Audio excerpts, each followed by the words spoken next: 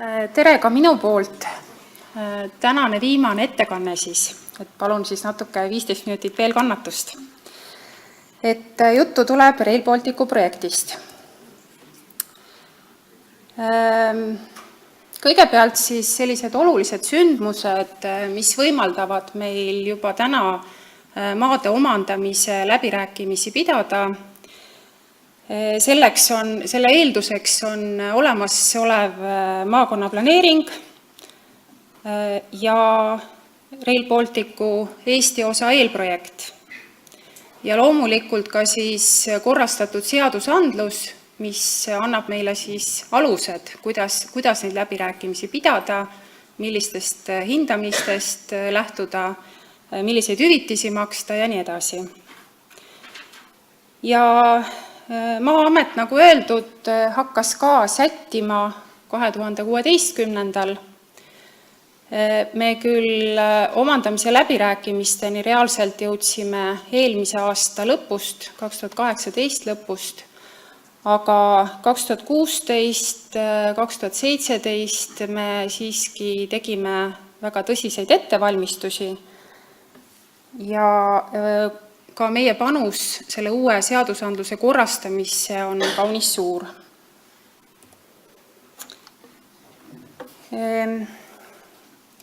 Korraks siia veel sellised olulised numbrid Rail Balticu eelprojekti kohta, et selle pikkus siis on 213 kilomeetrit ja on Eestisse kavandatud 2 reisiterminali Tallinnasse ja Pärnusse ja ka üks kohalik peatus Raplasse. Lisaks hulganisti sildu, viadukte, ökodukte ja müratõkkeseinu. Ja kõigi nende rajatiste jaoks on olemas ka siis maavajadus. Ehk et riik omandabki nii raudtee alusemaa kui ka siis raudtee teenindusrajatiste alla jääva maa.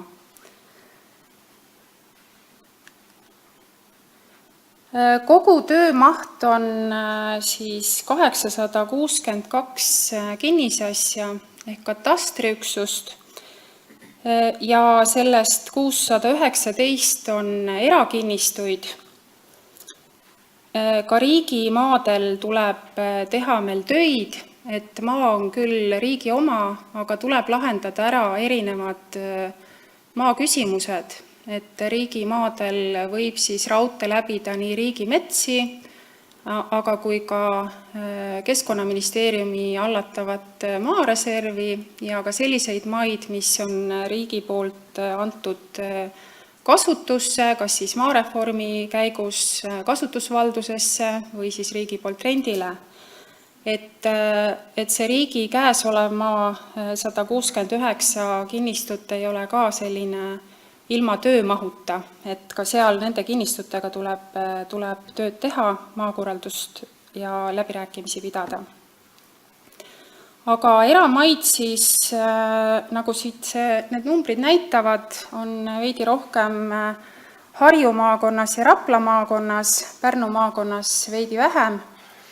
Eks see on tingitud ka sellest asustustihedusest ja juba sellest, et Harjus ja Raplas on meil Rail Baltic läbib mitmeid detailplaneeringualasid ehk et väikseid krunte ja see tekitab kohe ka tüki arvu juurde.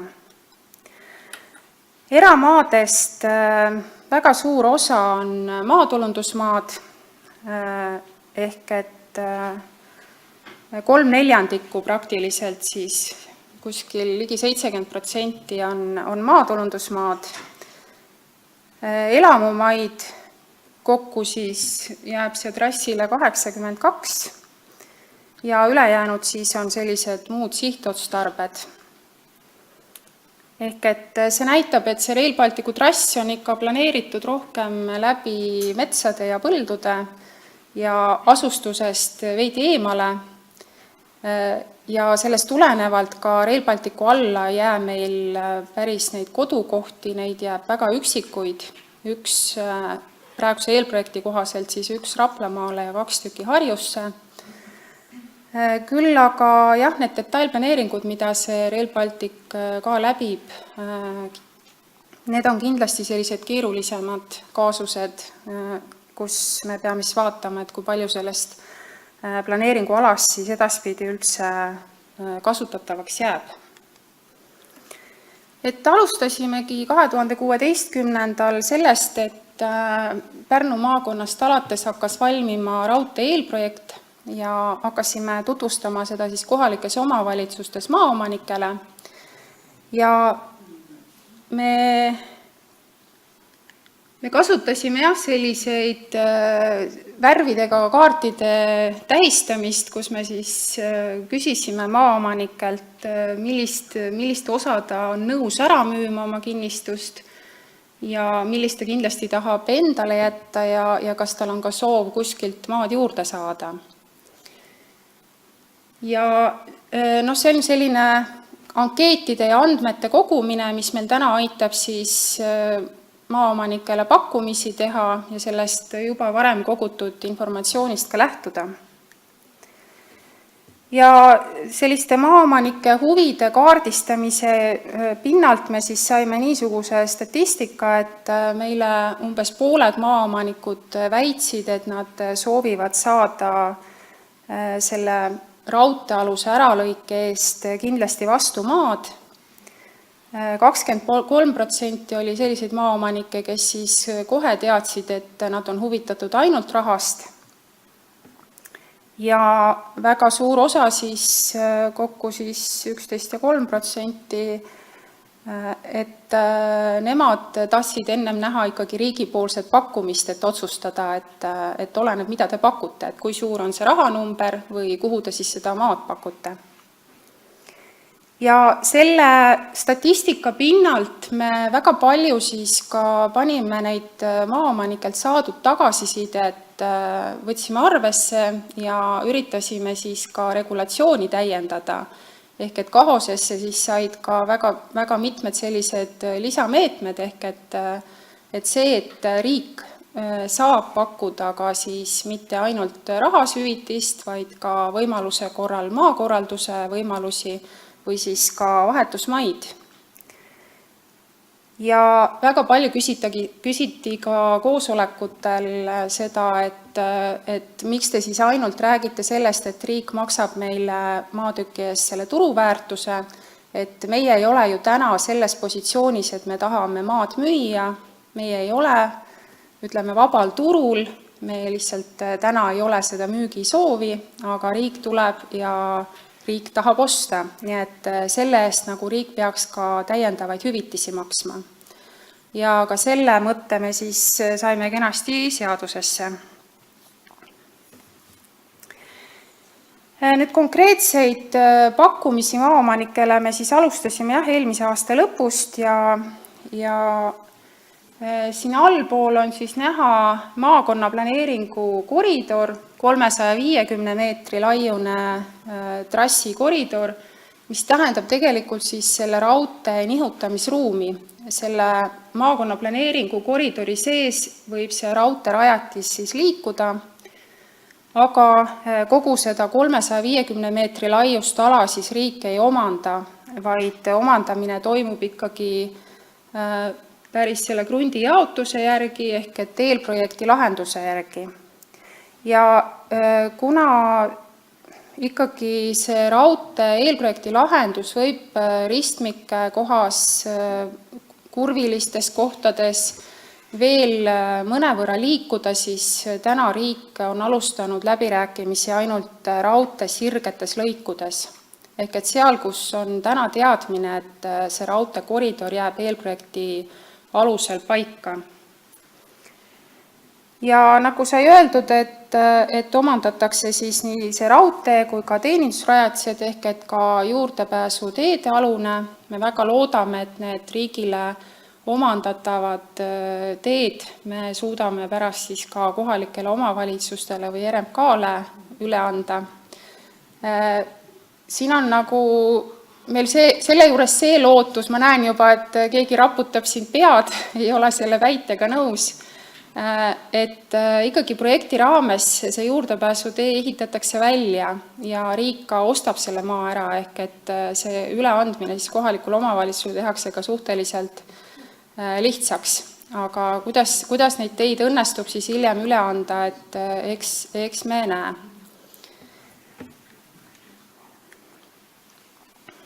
Üsna keeruline töölõik omandamise juures on väärtuse määramine. Maa-amet määrab siin ise väärtust, kui on metsaga kinnistud, et lähtume siis kasvava metsa takseerandmetest ja siis sellest looduskaitseseaduse alusel kehtestatud metoodikast. Et selle juures on meil ka selline päris tugev tagasiside tänaseks, et maaomanikud ei ole üldse rahul, et see metoodika käsib arvestada 3 eelneva kalendriaasta puiduturu müügihindasid. Aga teatavasti siis 2018 puiduturg ju Eestis väga hüppeliselt tõusis, on sortimente, mille hinnad juba siis tõusid seal 68%, nii et väga raske on omanikele teha täna pakkumist, et lähme ja vaatame 3 eelneva aasta nagu keskmisi ja teeme teile siis hindu nagu selle järgi.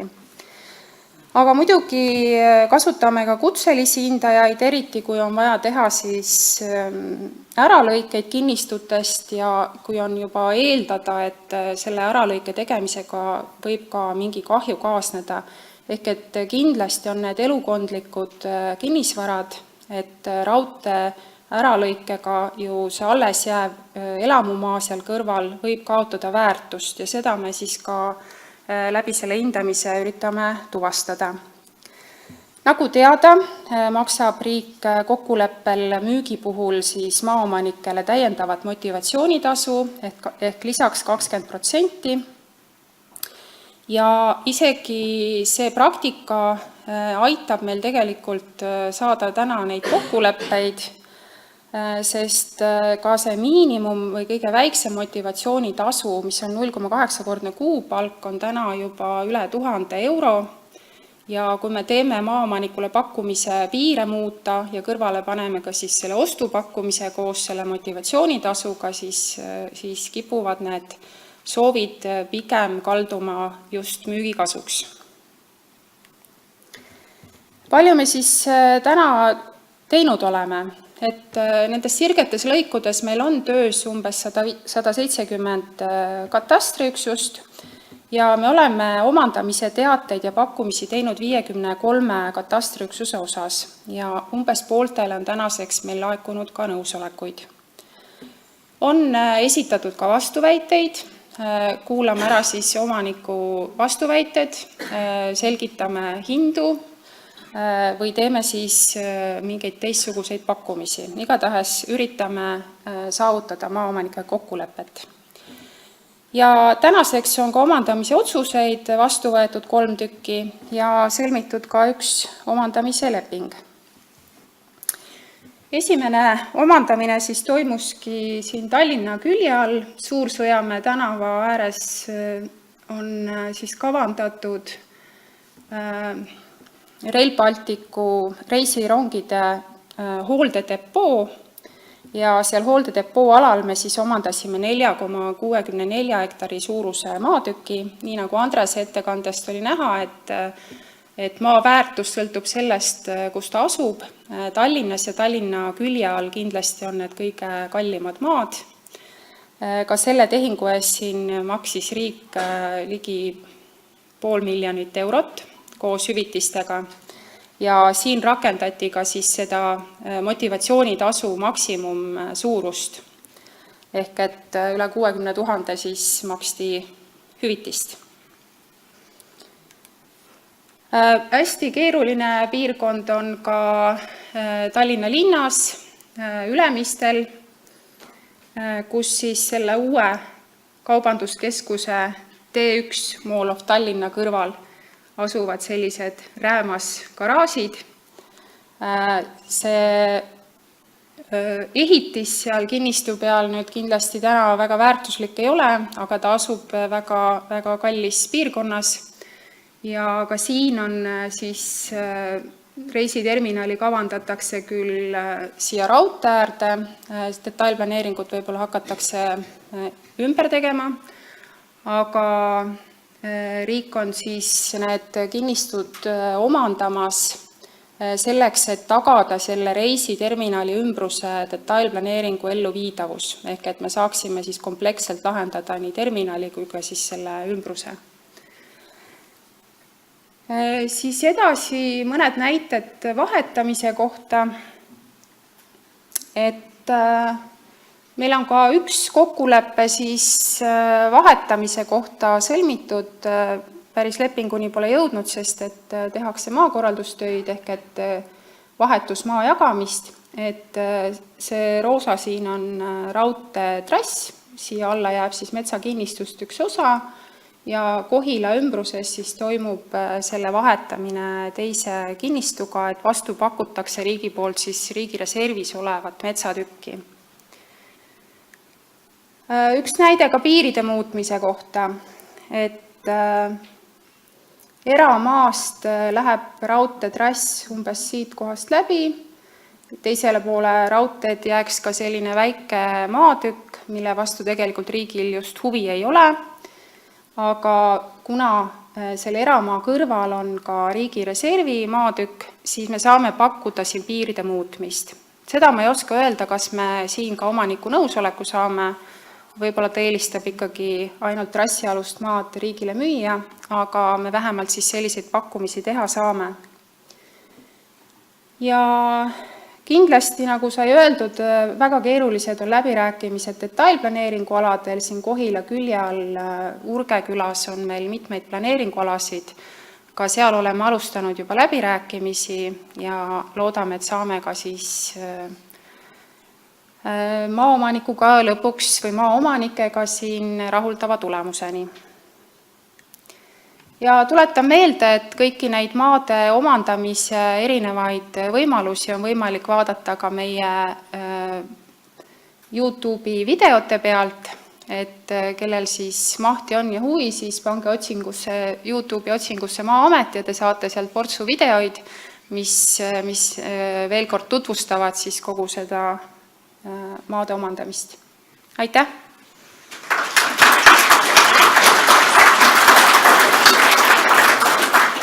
Aitäh!